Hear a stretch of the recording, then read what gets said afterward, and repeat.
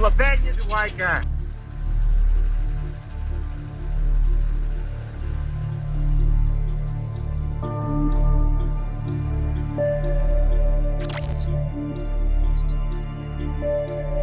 than an hour's drive north of Colombia's capital city, Bogotá. For over 400 years, the two hilltops, La Peña de Huayca and El Mahoy, have been associated with a range of bizarre visual phenomena.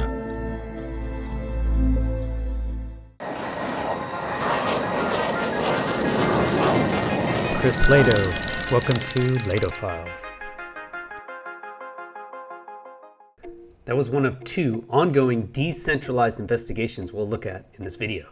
Vinnie Adams and Dan Zetterstrom created Phenomenology, a miniseries documentary available on Vimeo. Phenomenology is a decentralized, continuing investigation into a storied valley in Colombia, famous for strange lights similar to the Hessdalen lights in central Norway. Welcome to the channel. I'm Chris Slater, retired F-16 pilot. I talked with creators Vinnie Adams and Dan Zetterstrom on the UAP Society YouTube channel, along with Carl Crusher. Carl is responsible for the second ongoing investigation location at Mount Wilson Ranch in the mountains of Nevada. You may have heard of Skinwalker Ranch, but have you heard of a second location, Mount Wilson Ranch? I recently traveled to Mount Wilson Ranch to take part in the investigation. Stick around to the end of this video for a special sneak peek trailer of my incoming mini-series, Mount Wilson Ranch Journey to the Cave. Thanks for being here. We're not waiting for the crumbs of a UAP report. Here's two open source, decentralized investigations ongoing. Let's get to the discussion. I'll just bring on Carl the Crusher. Man, thanks for being here, Carl. How have you been doing, bro? It's a pleasure being here. I've been doing awesome. Just been processing everything from our trip up to Mount Wilson that we had and still going through all of that footage and everything that we got. It's been great. Let's bring on Dan. He's out traveling the world. Hi. Yeah. Thank you so much for having me, guys. Welcome. Yeah, that's right. Mexico City. I'm just near Centro, which is where all the kind of basically the center of Mexico City. And it blows my mind that there are so many just Mayan ruins around that are just, you trip over them kind of getting a Starbucks. And it's so matter of fact here, that history that's built in. It's just on the surface, and we don't really have anything like that in the UK. So it's an amazing experience, and it blows my mind. Final, Vinnie Adams. Let's bring on Vinnie Adams. Welcome, mate. What's up, guys? Good to see you, man. And this is really quite strange for me because I've been following Carl's work on Mount Wilson for so long now. And then seeing Chris, you get involved as well. Like literally, I've been watching you so many nights. I feel like this is like surreal to me. So it's so good to be here, man. Thank you. Yeah, it's so cool. And all you guys are UAP Society, basically founding members. You were there right from the beginning, all ambassadors. So I think it's cool just to bring you guys back in once in a while and just check in. And yeah, that's it. Mount Wilson you mentioned. So what are your questions, Vinnie? I guess what do you have on Mount Wilson? Dude, like the one thing that I've really found is that I'm learning so much about the history of it. I mean, I learned this back when Carl first started going out there, and I was like, whoa, the relations to what we've been looking at for the last few years when it comes to Skinwalker, and that was just mind blowing. But I love the way Carl presents his stuff. So Carl, I love that, man. Like, it's so professionally done. It comes at it from the right attitude as well. And I love the fact that it also shows that I like seeing that behind the scenes and the way that Carl walks around room to room, from when he first gets there and stuff like that. It just shows this kind of, it just put me there. It put me there from day one. And that's why I was hooked and why I keep continuing to tune in for every single episode and show and mini documentary and everything that Carl does. And now we're seeing Mount Wilson are doing their own like social media stuff. And I feel like that's based off of what Carl did.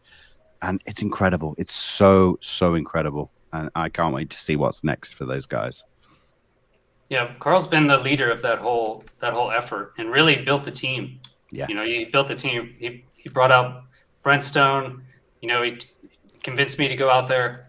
He brought in Chris Bartel for however many months, been working with him, as well as the owner, Jeff. And I think that's the whole point. I love it. Decentralized science. Carl, the whole decentralized science idea, I kind of threw it out there, but then Carl's been running with it, and he's the one kind of building the team. And so what you mentioned there is Carl trying to help them so that, now Mount Wilson can provide their own content, can provide their own value to hopefully make some, monetary return on it. And now they can focus on it as like a professional kind of thing. It's decentralized science. Yeah, it's what me and Dan did in Colombia earlier in the year. It's boots on the ground. We're going out and doing it for ourselves. We're not relying on anybody else. No one else is part of what we're doing. We are literally the start and the middle and the finish of the whole investigation, and we're putting ourselves out there. And then at the end of the day, the output that we're putting out, whether it be a documentary or a video or whatever, it's all down to us. Nobody is involved, and it shows that we actually care about what we're doing, and it changes things. It really does. So yeah, I'm just stoked to see that it's happening everywhere. What I love is that no one in this room is waiting on the UAP report for permission to go do anything. We're all out there doing it ourselves anyway. And I think it's a really great example to set. Carl, earlier in the year, you were looking at the lights on a kind of mesa and found that there was actually quite a prosaic explanation. But the way you presented that and just went, you know what, some of these things are going to be prosaic. It doesn't mean that we're wrong. It just means that this particular thing is solved. And that's a good thing. We need to be solving things going forward. And you do that with boots on the ground work. Yeah, I agree. I think Mount Wilson provides like a really unique opportunity, because having worked in locations like Blind Frog Ranch and especially at Skinwalker Ranch, getting invited to go there and visit and explore those places, there's so much positive effect that goes with working at those places, because there's so much attention on them, but there's also so much red tape that goes along with it. There's, these TV networks and all these people involved, and even people working there, that are embedded into organizations. And so it gets really convoluted and difficult to get any progress done. Like if you wanted to just go look for petroglyphs at Skinwalker Ranch, there's a lot of hoops you have to jump through and permission to get and all of that. And the timing has to be perfectly right to ever have that line up. And then you have this small window of opportunity to go and look around and maybe try to make a discovery, and then you have to leave again, so it's very difficult to get a lot of work and progress done. And so what's interesting is when you expand the research out and say, okay, well, where did Bob Bigelow work before? They didn't just come out of thin air. These people were involved in popping up in photographs with people out of the Stanford Research Institute that were doing remote viewing and all kinds of interesting things. And so when I started expanding that view, suddenly there's this place where we could do all this research that was looked at for the same reasons as Skinwalker Ranch, but nobody knew about it. And there it was in Nevada this whole time. And Jeff was owning it and sitting on it, waiting for the right time to see when and what to do with it. And decided now's the time. Yeah, absolutely. And the one thing that I really noticed is that every single video clip that I've seen from you guys doing your work over on that property it's all take one. There's no take two and everything. It's natural. It's that first emotional reaction to what you're seeing, or the room that you are in, or the area that you're in, and the stories that you're hearing, the things that have been found on that property. Everything is so fresh and new on every single piece that you've put out in your videos, and that really hits home when you are a viewer of that content. And man, that's inspirational. Yeah, that's Carl's knowledge, because that's what he said is you just bring the team there and then just film what we're doing. Absolutely, man. It is. They set it up, Yeah. It's not a TV shoot going, that was good, but can we just do it one more time from this angle, going, with a little bit more, none of that the whole way through. And look at Carl's numbers, man. It just goes to show that we, Carl, Chris, Dan, me, we can all, and anybody else watching this can go out anywhere. And if it's authentic, the work that you're doing, if it's authentic, people will pick up on that, and it will resonate with people, and it will inspire people to go out and do it themselves. So it has been really cool to have Lado come, and Bartel and Brent Stone, and even James Keenan and other collaborators come in and see how we just do it raw like that. Because it's we wake up in the morning, sitting there having coffee in the dining room, and then there's just this amazing conversation happening, and I'm trying to catch it just with my cell phone, and that ends up being a major piece of one of my videos. And that's just how the whole day goes, is just getting out on the fly and trying to solve problems and be this is a good opportunity to use this piece of equipment or this one. And half the time I'm not even the one coming up with the ideas. Chris, you were like wanting to do the double slit experiment in the saloon. I just happened to walk in there. He's setting all these lasers up on top of this piano in the bar. I'm like, hey, this is cool. And so we just pull the cameras out and start capturing it. And now it's got like tons of views on TikTok, and that video hasn't even come out yet. But stuff like that just happens on the fly. And I try to treat the camera like it's all my crew. It's like my Patreon followers. It's all my subscribers. Like they're looking through the camera. And so I'm trying to bring them there and have them be right alongside us as another person. So it's so encouraging to see that there's actual content out there where people aren't kind of not mucking around, but not adhering to that commercial, standard three ad breaks an hour, that kind of thing. You're not doing that. You're treating your audience intelligently. And I think people respond to that. We have to strip away this idea that you need like a whole big team. I get sent emails and talk to people all the time. They're like, I want to get like a whole truck that's like a Ghostbusters vehicle that has all these sensors and this and that. And there's nothing wrong with that. I get it. Sure. Or they want to form like a whole team. But I'm telling you, there's a huge advantage to being able to just like throw a backpack on and have a whole array of portable equipment, sensors, night vision, infrared, infrasound, all of that stuff, and just carry it in my backpack and then use my cell phone and a selfie stick and go out there and just get the whole job done like special forces. And I don't have to wait for anybody. I don't have to fake anything. I can go immerse myself in the environment. And if there's something there, if there's an actual mystery to explore, then you don't have to make anything up or need anybody else there. It does its own job. And all you have to do is put yourself in the environment and things.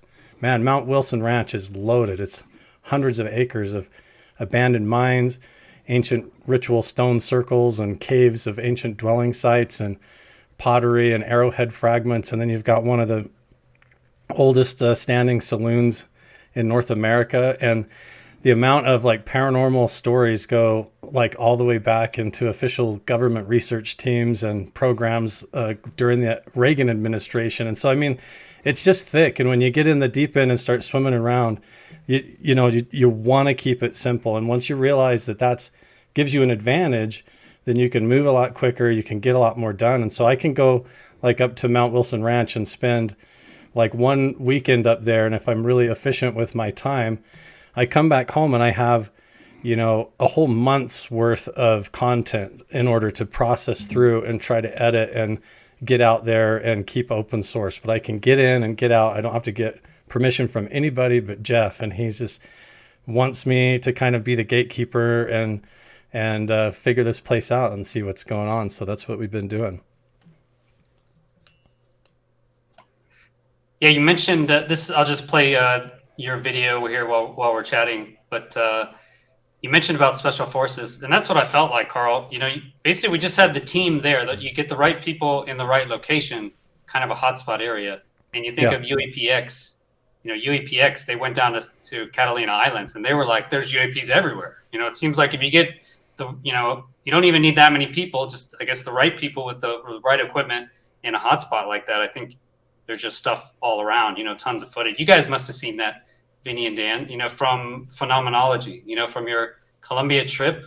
So how is that going? Do you guys want to talk about that at all? Do you want to talk about that now? Yeah, absolutely. It was a really exciting meeting. For sure. Yeah, let's hear about your Phenomenology.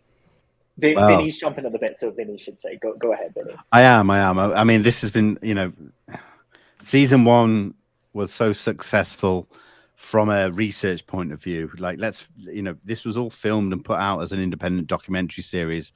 That was kind of secondary. That was like, if that does good, great, but the research itself was always the focus of what we were doing, from the way that the team was chosen and everything like that. And now, almost a year later, we're going into arranging season 2. We've got the core team back, the original core team of myself, Dan, Ashley Cowie, Walter Payne, and some new team members, which will be announced in the next few days. And we're lucky enough to have made some really good plans for season 2 as far as the way we're going to look at it scientifically. We've got people in Bogota, Colombia, from an astronomical point of view, people that have been working in the subject for decades that we're going to be interviewing and looking at. We're looking at climatologists and things like that. So we're coming in from the bottom and we're working our way up to the kind of unknown. We're not coming up from the top and working our way down. We're going, let's go scientific first and then cancel everything out and go from there. And it's going to be incredible. And this is just because it's going to be planned so well. Absolutely. I mean, phenomenology is a study of a 400-year-old light phenomena that appears in a small valley in rural Colombia. There are archaeological records of this phenomena appearing on this certain peak mountain on the edge of the Andean plateau. In the archaeological records 400 years ago, these are could be considered earthlights, but one thing is that the indigenous people and the locals consider them to be UFOs. This has been something that's been passed down through generations, and so we have heard these stories. We have the head of the investigation lives in Colombia in the valley in front of the mountain that the lights are seen, and he has photographed them a couple of times in the last sort of 5 years on and off, to the point where we can start pinpointing maybe some correlation with times of the year where they're more visible. So last year he just decided, do you know what, let's just put together a team, come out here, spend 2 weeks really hitting hard, trying to investigate this. Let's interview locals, let's look at that mountain constantly, let's look at it with super cameras and all this stuff. And that's exactly what we did. We went out there, we interviewed so many people who saw this light phenomena as UFOs, who saw this as ancient souls of the Moisca tribe who had committed suicide by jumping off this mountain when the conquistadors invaded their territory. So there are so many aspects to this phenomena that we kind of did all of it to do the investigation. And we were lucky enough to film something anomalous on the face of that mountain during that series. And now we're going out there just to continue the process, because yes, it's been good to see something in season 1, but we want to know what it is that we saw and what we filmed. So we're now reaching out to some of the best scientists in the capital city of Bogota, at the astrological sites. At it's just expanding and expanding. This could be something that goes on and on and on. We relate it to the kind of things that happened back in the early 80s with the Hessdalen Valley phenomena with Erling Strand. That was something that's even still ongoing now, almost 40 years later. So we're just determined to continue investigating something until we get answers. Yeah, it's scientific, but I'll always say that it's an adventure, because when you travel halfway around the world to the rural valleys of Colombia, it's going to be exciting. So I got a question for you now, Vinny, then. Sure. So with all the research and everything you're doing, okay, I'm going to speak for myself here now. Yeah. In all my time doing this now and going to these locations and looking, even doing different variations of the gateway method and CE5, all this kind of stuff, I have yet to see what I would describe as a flying saucer that I would say came from another planet, like a craft. But I have seen lights, I've seen orbs, I've seen shadow figures, light shapes, different things like that moving around in the sky and even coming out of the ground and moving around and coming up to me.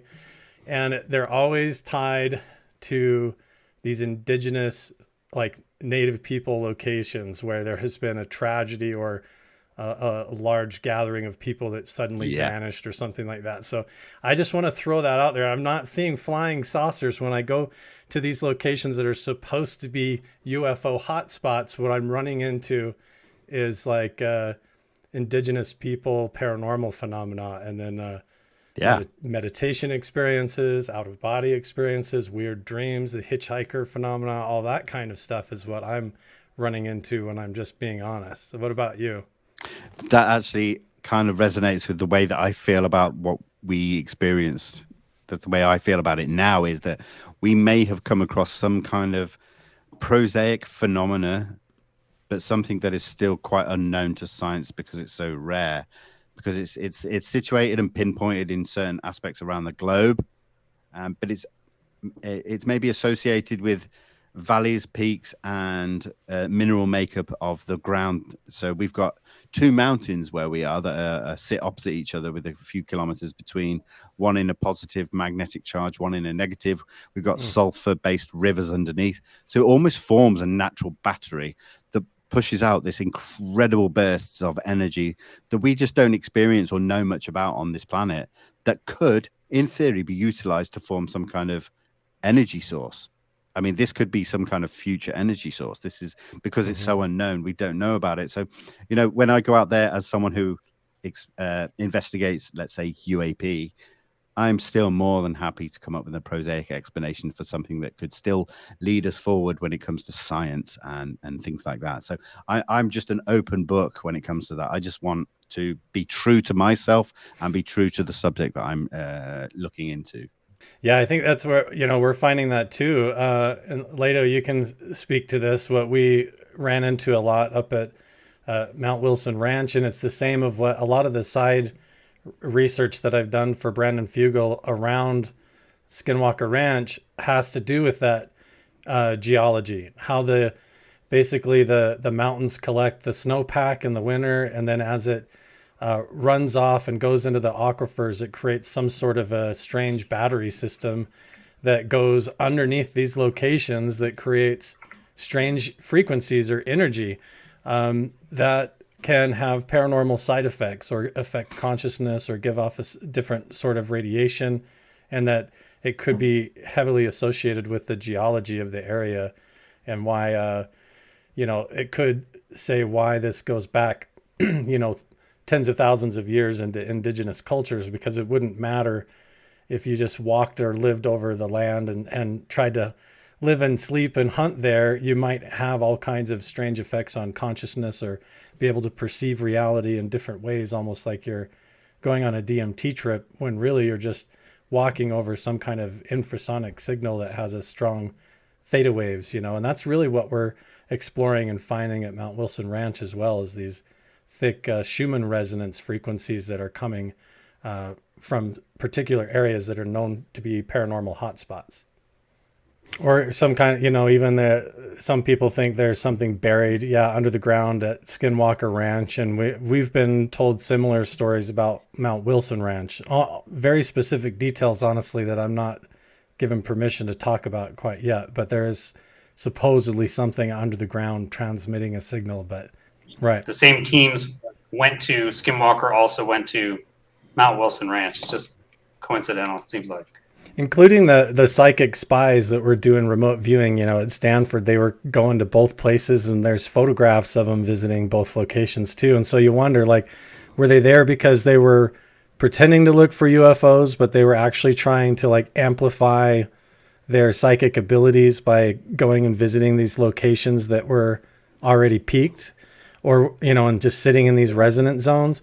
Or were they going to these locations because there is like a rift or some kind of a dimensional reality thing that's occurring because of the way the geology is, and they're exploring that? And so who else would you bring there other than remote viewers to try and explore it? So it could be a mixed bag kind of both. That's really interesting, because of conversations I've had about things that happened around 1980 and slightly prior to that with the Rendlesham Forest incident, because off the coast only a few miles was Cobra Mist, which was a secret program where, you know, there were potentially lasers and death rays and all these kind of wild theories about what could have interacted with the phenomenon or whatever happened in there over the 3 nights to do with the Rendlesham Forest incident. And that becomes highly confidential, but Stanford Research Institute went out there. They sent people out there for quite some time to a certain area of the base on Bentwaters, which nobody had access to. None of the RAF in the UK, none of the US Air Force. And these are the things that have been left out of that kind of research. So these are things I've been looking at, digging into a little bit, trying to ask the questions. I mean, there's very little out there that's not classified or people don't want to talk about, but it all kind of fits into kind of what Carl's saying. And yeah, it's really interesting, because whenever you hear SRI, it's like, I want to pay attention to this because of where it fits in with timescales and energy weapons and all these kind of things. So man, it throws up so many questions. Yeah, and they kind of hide it and they kind of don't. Right now we've got Gary Nolan going around talking about Havana syndrome and showing these, MRI scans of people who've had contact with UFOs and everything. And this kind of stuff borderlines and edges on these strange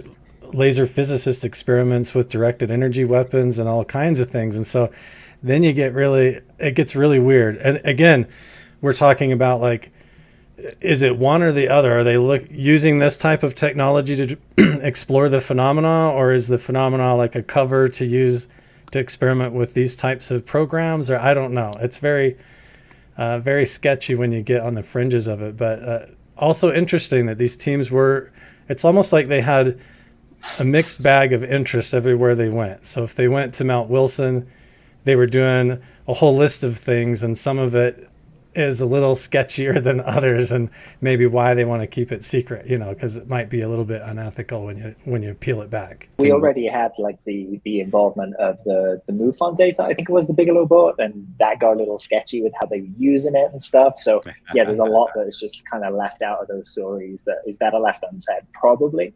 Okay. I've got leaked information and stuff I don't really feel ready to share and talk about. Leto's seen some of it, whether it's real or not. I mean, if it's real, it's tied into programs that go clear back into the 70s and 80s that are highly unethical and questionable, and the names have just revolved and changed. And if people knew where and how it was associated to some of their favorite places, they might be shocked. That's what I was just going to say. It might take one case from one location to come out to be revealed, to then boom, boom, boom. It links so many other locations, now we know, like, this whole band of places around this certain era, this certain decade, all make sense now. And we can kind of put that to bed, let's say, or go off in another direction of research. 100%. Yeah, it's fascinating as long as you don't get too close. Right? I can imagine it's a bit mind-bending, to be honest. Yes, it is. Yeah, don't plan your headquarters there. But I guess that is the idea, right? To put a UAP Society, at least kind of little study station there. Or I know you'll be there, Carl, but I'll try and set something up as well. Maybe that's the whole idea. Is that Mount Wilson Ranch is a great opportunity for us because Jeff is so open-minded to keeping it open source and getting answers to his questions too that he's always had his whole life. He finds himself the owner of the ranch. It was previously owned by Bigelow, and all this strange stuff happened, and the previous caretakers, plus all the locals and everybody that I talk to that come up, and when they open up and share their stories with me, it blows my mind. The prominent members of the community there come up, and it's like they'll just flat out tell me that they think they've been abducted from their house their whole life, or they've seen things appear in their bedroom and disappear and all this stuff. And so, when you get open-minded to it and you go look at it, you start to realize, man, there was definitely something going on here, but it was a mixed bag. And so it's this perfect place. Jeff wants to get his answers. And so we have right there in the old saloon where all this paranormal stuff seems to occur. He's going to give us a spot right behind the bar there in the saloon to build a whole podcast studio station. And then the whole side room is going to be like a research lab that we can work and film in to do all kinds of experiments. We're even working with Dr. Parkenstein. I don't know if you guys know him off is of this, TikTok. Is this, have you told everybody? Is it? No, this is kind of, should I kind of announce it? Come on. So I'm curious. Go for it. So we have collaborations and stuff planned for early next year to bring in people to basically look at rebuilding some of Nikola Tesla's old designs to not only build free energy transmitters utilizing the resonant frequencies that we found at Mount Wilson and tapping into that, but also building other devices that he's pretty confident with the team that we have that we can build better, like spirit box devices or ghost communication devices and spectral analyzers and all this ghost hunting equipment. A lot of it is so pseudoscience, but we actually have a credible team of people that can reverse engineer a lot of stuff, and we're going to do this at Mount Wilson and actually have a headquarters to do it there. We're considering building like a scaled replica of Tesla's free energy transmitter that he originally built in Colorado, but we're going to do it at Mount Wilson. Hell yeah. That'd be very cool. Yeah, very cool. And if anything, if it just powers the ranch, that would be amazing. But if we could, so far they've successfully transmitted it. I think 900 miles. Somebody built a receiver and actually got turned on light bulbs in their house from this free. It's not free energy. It's just a transmitter, through the ground, wireless transmitter through the earth. Yeah, energy transmitter. That was Tesla's thing, right? It's this giant tower. And you can use the Earth to transmit energy, basically saying that the Earth is charged, essentially. So right, and then this kid transmitted in Texas using this tower energy like 900 miles. Right. So the idea is these locations that are like potent for the UFO paranormal activity are also potent in the Earth's electromagnetic field, and that maybe that's what ancient indigenous people were tapping into, and so why can't we and explore that? We have a great place to do it. Absolutely. I mean, the one thing, and I'm not going to lie, I'm going to be straight up. I want to come to Mount Wilson. First night, I want to be in that bar. I want to be up on the balcony in that spot. Yep. And then at the end of the day, I want to go to bed in that end room on the end of the, with the shaman, where the shaman appears. Like, dude, like that stuff, like, is incredible. And if it can link into this kind of stuff, like, I think everything about this whole investigation is so worthwhile to try and form answers from something that has been looked at for decades and by some of the best people we know in the research of the phenomenon. I mean, this is why it's just so interesting for me personally, because Carl is kind of, to me, taking on board stuff that, was unfinished a few decades ago, and now it's been resonated with a new. Well, I don't know what the word is, but it's just incredible to see it, that the people are out there, and it just so happens to be Carl, who I love to bits, and bang, we get to see that stuff on YouTube. I mean, what more could you want, man? So, yeah, kudos. Thanks. Yeah, on the surface, a lot of it can seem a little bit, mundane unless you grasp what's going on. Like, you go watch some of my videos, and there might be an uncut, like 10-minute segment, like this part right here, where Brent is doing infrasound in the old settler's cabin. But if you really follow the story and grasp it, what you realize is that we're going to these spots that have a multitude of like paranormal encounters and strange UFO sightings and stories and weird consciousness effects. And we're getting actual scientific data raw on the fly, catching it on camera with people who've never worked together before coming together. And we're going to these multiple spots and hiking around and getting evidence that there's this Schumann frequency. It's like right there where Brent is sitting with the infrasound in this auditory spectrum that's just outside of the level that we can hear with your regular hearing. It's like a Metallica concert there. It's like this powerful theta wave frequency at 7, 14, 21 hertz, and this Schumann resonance, which is right at the potent psychoactive range. So if you were into like remote viewing or astral projection or out-of-body travel, you would try to build a room in your house and all these devices and put headsets on and play music to try and artificially create these effects that right here sitting in the meadow, you're swimming in it like an ocean of that frequency. And so it might be a clue as to why these remote viewers and psychic spies out of Stanford love to go sit there, because instead of sitting in some Faraday cage in an office in California, why not hang out and have a drink at the saloon and do your job? It's like way nicer, right? So, I mean, that could be a real clue to it. But what's cool is that if it's real, we can test it. We can go to these spots like we did and put on like EEG brainwave scanners, do meditations, do remote viewing, do the same protocol that they were possibly doing, and actually record it and get the evidence and see if it is doing what we think, and actually test it for ourselves. And that's what we've been doing. It's fascinating. Yeah, and that's the beauty of what you've been putting out ever since the day one that you were on the ranch, is that we've not got an advertisement every 3 minutes, and you are putting in points where you get maybe 10 minutes sitting down on that. But for anybody that's genuinely interested, these moments actually do build up with excitement. I really like stripping away the illusions that it takes like a lot, like that you have to have a whole bunch of gear and all that. Because some of these hikes, I look around, I'm like, hey, Brent's got a backpack on, Lato's carrying a backpack. We've all kind of got gear. I'm just going to take my cell phone and just go and be in the moment. And you do not have to overthink it. If you put yourself in a spot where there is already a mystery or a story, like you're going to have experiences. A lot of people are just too afraid to even go sit out overnight and really actually do it and stay up overnight in some of these spooky places. And if they did, they'd get a lot of their questions answered a lot quicker than waiting for some report to come out from the Pentagon, I think. So is that why you're traveling, Dan? So what's your vector? What's your final destination? So I'm aiming for Colombia for that first week of April.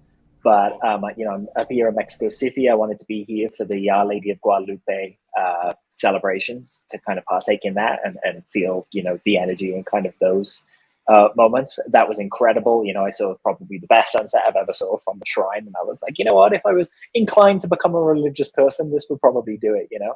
The story was that I think it was like 1531 that somebody experienced a Marian apparition. A light being appeared and identified itself as Mary Magdalene. Now, if that happened now, we wouldn't call that a religious apparition. We would call that a being encounter or an other dimensional being or a UFO encounter.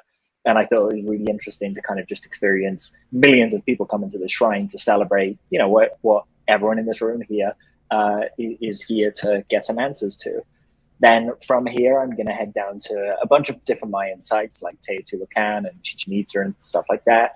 I'm just going to, exactly like Carl said, I just want to be in those places and feel the energy and see what happens, see what I see, and kind of pick up stories from locals as you go, because not everything's online. You speak to people, you find out a lot more, probably like you found with the petroglyphs at Mount Wilson and things like that. There are just things that people don't talk about because they respect them, and they don't want those areas kind of being ruined. Then, I'll end up in Colombia, which will be for Holy Week. We've designed this trip around Holy Week, which is when the lights are meant to be most potent. So we're going to have a bunch of thermal cameras up on the mountain there. We're going to be watching the mountain. We're going to be going up there and kind of shining torches and seeing if the signature matches what we filmed. Personally, I don't think it will, but you've got to do it anyway because you've got to get the science done and compare the data and get that low-hanging fruit. And when we were going up Waika, we got talking to the police who were escorting us up there, and we asked them, "Have you seen the lights?" And they laughed, and we took the laugh to mean they don't pour any stock in it. And they turned around to us and said, "No, we don't call them lights. We just call them UFOs." And that was the police, and that was their experience of it. Some people say there were saucers flying around the mountain. Other people say Mary Magdalene walked through the town. And then you have people like, Vinnie, who take the tack, they see the same phenomena and they have a whole different take on it. And it's so important that we kind of get all those points of view and bring them together, because as we're learning, the universe is kind of mind, and it's made up by our projections and the crossover and the overlap between us all. And so it's important to consider the phenomenology of these experiences and not, throw away the idea that red means something different to Carl and to Vinnie. Like, both of what you have to say about the color red and how we make it feel is important. And Chris, if you want, I can give you a little 2-minute exclusive. If you let me share my screen, I can give you a little clip. 100%. Yeah, of course, man. Where's your screen share? Funny. There it is. 100%. It just gives you a little impression of where we were at and the things we were looking at. It kind of gives you an impression of the valley, the mountain. That's super cool. Hey, look at the V in the mountain is the same at Mount Wilson. How it's like a big diamond-shaped wedge that comes down into the valley. It's exactly the same. This is the Naruto. So the lights generated, and right down there is where the Moiscas jumped to their death. 400 of them. Yeah, him and his Casada chased the last 400 Kazakis up here, and they threw themselves off this point. That's why so many people believe this lights are the spirits or the souls of these dead Moiscas. I'm going to take far down. It was very powerful. Just you can't see it, but over this way is Mohoy, which is the place we were at a few days back, which is kind of the the seeding hill of this one, and the lights will travel across and come to this hill. Currently, I'm standing in a positive magnetic anomaly. Mohoy is in a negative one, and the lights tend to come towards where I am. I think there's something going on in the valley. If you look at Project Hessdalen, it's been going on since the early 80s, and they've added equipment over the years and really refined their investigating. And I think that's what's needed here. There are so many similarities. I'm not saying it's exactly the same phenomenon because we just don't know. I don't know the geomorphology of the area. There you go. Much- You get an idea, you know. Cool. No, it's great, man. I wanted to keep watching. Yeah, it's so awesome. And now, that backpack that Brent had, if you noticed in our videos, he had so much equipment in there. Like technology now has miniaturized, so we just don't need the giant. We don't need the giant film crews. Carl films on 4K on his little iPhone. Yeah, so we did that season 1, and now going out next time we've got tri-field meters. We're getting drones with a bit of FLIR, maybe thermal, maybe LiDAR if we're lucky, but we're still figuring that out. We've got a few months. Have you looked at like the Cosmic Watch that UAPX had? Have you guys it's funny because when we went out last year, I was speaking with UAPX and they were like, if we can get and meet up halfway in New York, we can give you the Cosmic Watch and do all this and that, but it never worked out. So it hasn't worked out yet. Maybe for season 2, it's a conversation that still needs to be had. But this is the thing. Season 2 might turn into season 10 years down the line. We've not put a limit on this. All we're doing is we're trying to do it step by step. If that becomes an annual thing, then great. If a biannual, then even better. But, some of us are traveling half the way around the world to get there. But there's no end to this. If, we mentioned Project Hessdalen in there. That started in 1982, still goes on to this day. We just don't want to put an end date on this. Tom King, do you guys know him? He was on my show he was on UAP Society last week. He has an amazing, I did see it. Yeah. He's got tons of cameras up. Yeah. There you go, Tom. Get in touch. Build a couple of those suckers. Hell yeah, man. Please.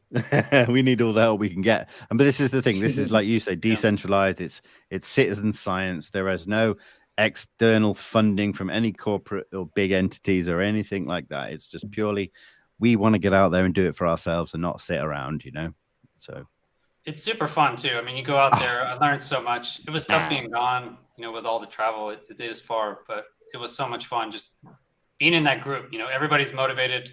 So like when we're all talking to each other, we can use language that we can't use around, say our parents, for example. If I said the hitchhiker effect in front of my mom, she'd be like, the what?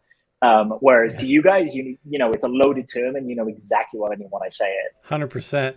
That's what's amazing is like we get together and it was like you have Chris Bartell, he worked for 6 years actively, 8 years total, like at Skinwalker Ranch. And when you finally get him talking to Brent, talking to Lado, and then talking to me, and all these puzzle pieces come together, like all of a sudden it's like, wait a second. And we try to capture that and film those conversations, but suddenly things that like Chris Bartell was asked to do, like when he's working his night shift as the head of security at Skinwalker Ranch, it never made sense to him. Why am I sitting in Homestead 2 and my job tonight is to try and like levitate a button with my mind or move a thing with telepathy or whatever? Like, what does that have to do with my job as a security officer? Fast forward all these years later and we're sitting together having these conversations and the pieces come together because we've put it all together, digging through these locations and trying to solve the mystery. And now he kind of fathoms like things that have been said to him, experiments that he was a part of, and the whole bigger picture than just what he was told on the surface when he was doing the job all that time. So there's something about coming full circle and healing all of that for him too. And not only him, there's a lot of people that Chris works with and knows and a bigger picture. And now, Jeff and the owners of Mount Wilson Ranch now, that whole community, like I said, is affected by this. And I got worried going up there. And when you start doing this kind of research that you're going to get rejected or thrown out or people going to criticize you, like, don't come up here and ruin my town. But honestly, everybody has been like super awesome to meet and excited to talk to me. Like they've been waiting their whole life to get answers, and they're excited for my videos to come out. Cause you just cut through all the BS and you just like meet them face to face when you go there in person and just get over yourself, you know. But I don't know, the whole thing has been really surprising is how it getting together just puts all those pieces together, because you realize this book that I read fits with what you read and what you found out, and all of a sudden it's starting to make sense, you know.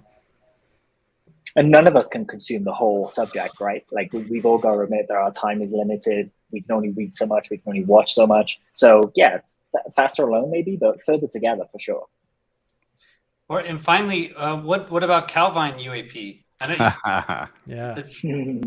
So what's going on with that, or any updates or anything? I get asked this every day by multiple people. Sorry, man. No, it's great. I love it. The investigations are very much ongoing. And one thing that I always say to people is that we find multiple avenues to go down when it's looking for the witnesses, the pilots that may have been involved, and anybody that worked in that area who might have known. So we spend a week or two going down these avenues, hitting brick walls, swiping them off. So, you know, that's a few weeks. And then you add all them together. We're 4 months since the release of the image.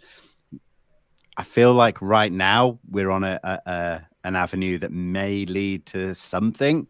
But again, I can't say that, and I can't promise anything. The one thing I always do say to people is that as soon as we know, we will put it out there as an announcement. But the work that's going into this is like rigorous forensic, diving deep to the point where we've got people in Scotland going to physical offices for looking for historical records. We're doing literally everything physically possible we can to evolve this story, because we're not just content with putting out an image and going, that's it. It's certainly bigger and better than that. So hopefully in the new year we'll have something to announce. It's interesting. That's all I can say without spoiling anything, because that's what Dan said about time. And what I find is, you know, my audience doesn't like to hear when I research something and don't find anything, actually. Yeah, you know, exactly. I made a few videos where like, hey, I researched this and that's not a UAP. And it was like, people are like, why are you making this video, you know? But that happens a lot.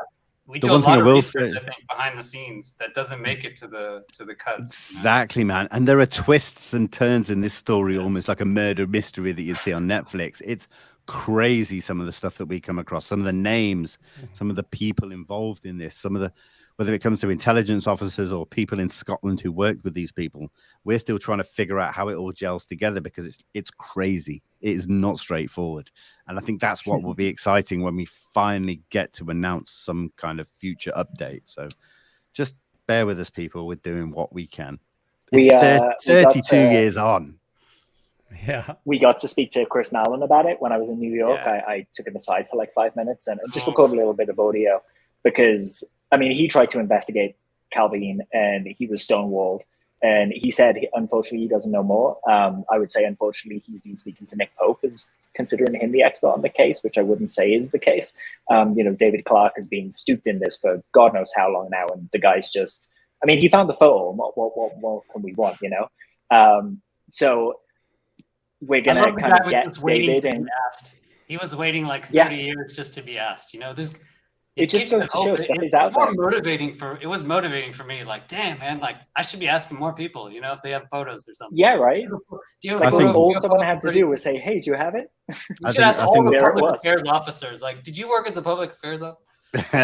I guess the only thing that's slightly exciting to anybody that's into the research is that we spoke to a defense intelligence officer while looking for the photograph, who confirmed certain things, who we have since spoken to literally 2 weeks ago, who was involved in the case here in the UK and in the US when it comes to the Pentagon, the CIA. So for anybody out there that still thinks this is a hoax photograph, we've spoken to people directly that work with this, who traveled to private meetings in the Pentagon about this photograph. It's certainly not fake, but we don't know much more at this time. So it is an enigma, and it's interesting and it's addictive, and we're still going at it.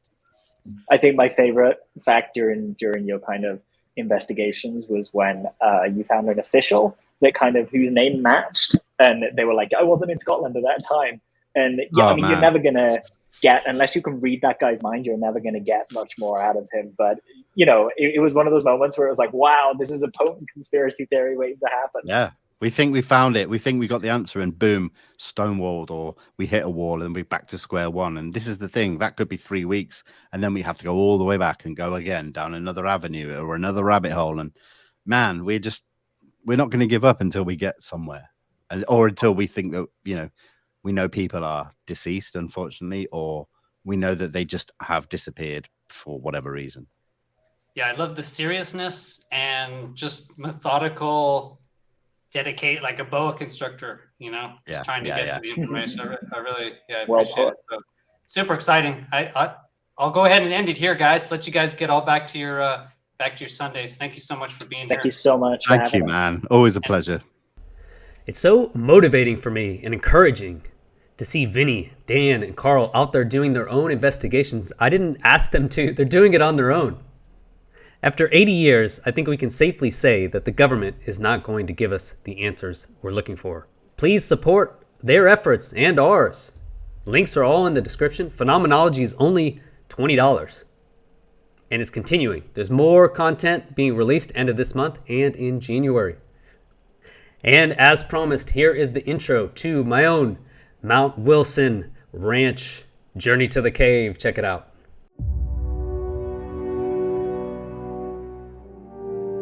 Skinwalker Ranch, located in the Uinta Basin of Utah, USA, is a famous hotspot for all anomalous events. Everything you can imagine, from UFOs to radiation burns, strange animal sightings, has been reported on Skinwalker Ranch. But did you know about a second location called Mount Wilson Ranch, located in Nevada? The previous owner of Skinwalker Ranch, Bob Bigelow of Bigelow Aerospace Systems, also owned Mount Wilson Ranch. And just like Skinwalker Ranch, Bigelow brought his team of investigators and psychics to Mount Wilson Ranch. YouTube investigator Carl the Crusher put these pieces together with the help of paranormal savant Brent Stone and 6-year Skinwalker security member Chris Bartell. Why were Jack Valet, Hal Putoff, Eric Davis, Ingo Swan, and Puharich interested in Mount Wilson Ranch? Could Mount Wilson be a hotspot like Skinwalker Ranch? Current Mount Wilson Ranch owner Jeff bought the property from Bigelow himself and is giving us full access to investigate for ourselves. I answered Carl's call and flew across the ocean to join this decentralized team of phenomenon investigators to bring you along in this mini-series, Journey to Mount Wilson Ranch Cave. Psychic spies, mind portals, and techno shamans. Thanks for being here.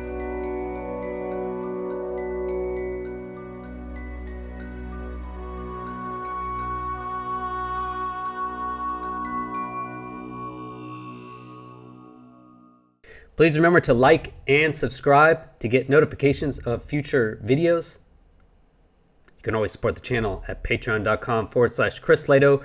Get extra backstage exclusive access. Patrons already know about a lot of this information. These investigations aren't free and take considerable time and energy. Please support Vinnie, Dan, and Carl. Links are all in the description. Phenomenology is only $20 to get amazing content, and there's more coming out end of this month and in January, as well as season 2. Don't miss out. Thanks for being here. Have a great day. Peace.